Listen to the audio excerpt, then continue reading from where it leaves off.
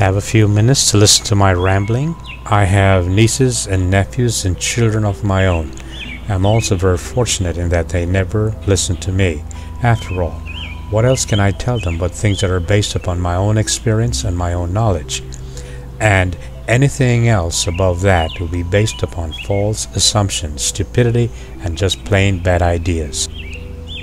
Yet as parents, we do that to our children every single day. We open up a book, as noble as it may be, and we convey ideas that are just totally wrong. And we do it with such authority that the kids have no choice but to listen to what we say, if for no other reason than because they respect us. Don't you think we have the responsibility to tell the kids the truth and tell them only things that we know to be true? Otherwise, we have kids growing up passing on false information that ruin their lives and the lives of everyone that they come in contact with. Think about that.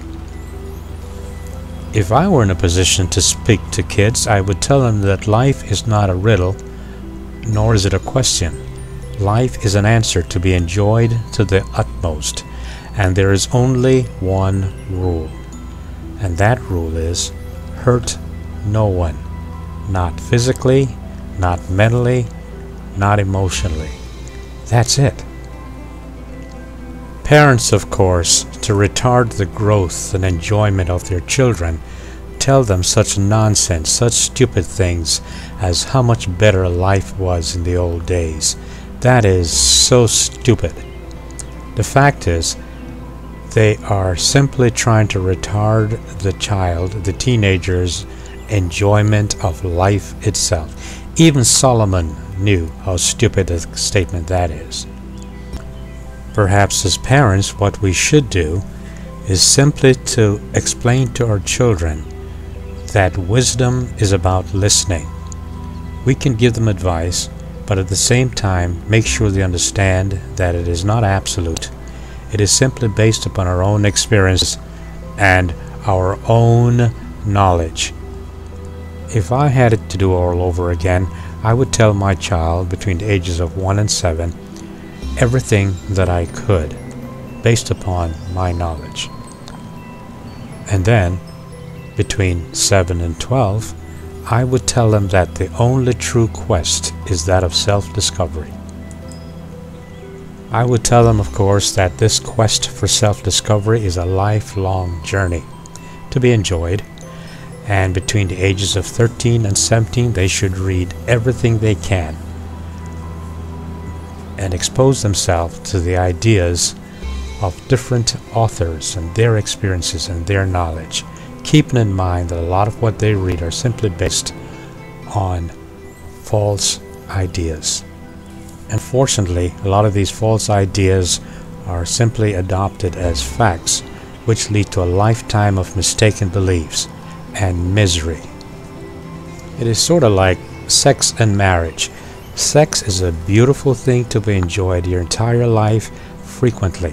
Marriage is simply something that we must do for the state. And as most married couples know, no one person can ever be everything to another person. Take happiness, for example. The more independent and creative we are is the happier we are. The more dependent we are on others is the less happy we are. It's like this: responsibility. With everything that we do, with every act that we commit, there are rewards and there are consequences, or both. We cannot shrug the responsibility of our action. We must always be conscious that what we do affects others.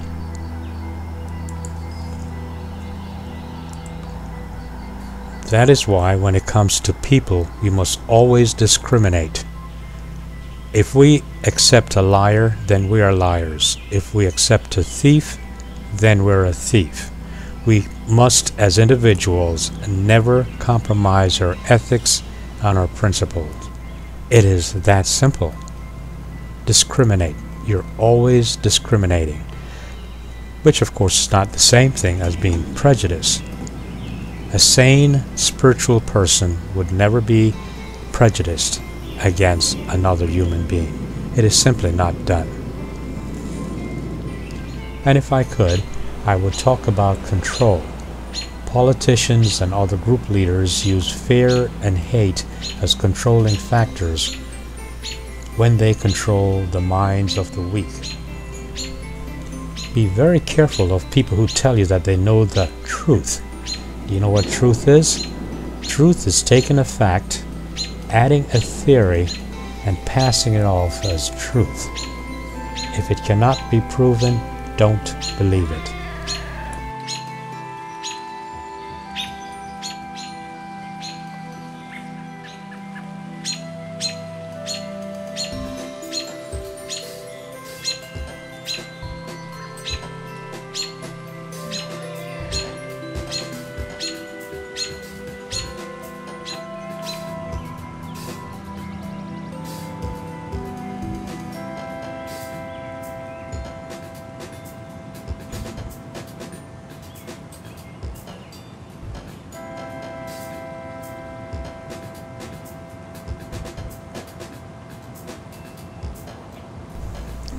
And what's the reward for being truth to yourself? Well, good people get what they desire. Bad people get what they fear. Good people are true to themselves. Bad people have no idea who they are.